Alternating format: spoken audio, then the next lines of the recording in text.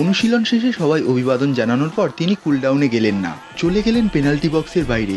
শুরু হলো free kick practice. সহকারী কোচ টাটক কাহানে রেখে দিচ্ছিলেন কৃত্রিম হিউম্যান ওয়াল।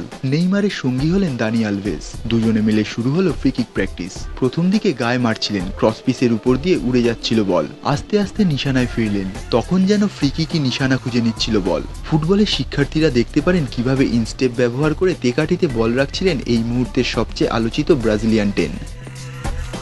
পায়ে নতুন সোনালি জুতো, তিনি গোল্ডেন বুট পাচ্ছেন এই আশায় নাকি এখনই তৈরি করে দিয়েছে তার জন্য গোল্ডেন বুট। সোনালি রঙের এই বিশেষ বুটেই এদিন অনুশীলন করলেন নেইমার। পেনাল্টিও মারলেন একটা, তবে বল গোলকিপারের হাতে যাওয়ায় আর ঝুঁকি নেননি।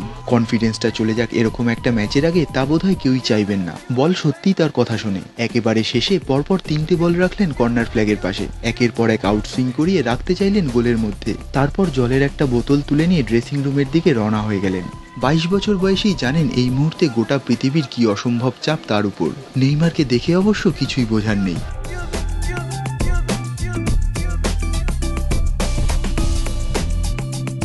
শুধু ঝালিয়ে নিচ্ছেন নিজের ভাড়ারে যা আছে সেটুকুই, আর সেটুকু ঠিকঠাক করতে পারলে নেইমারকে কে আটকায়।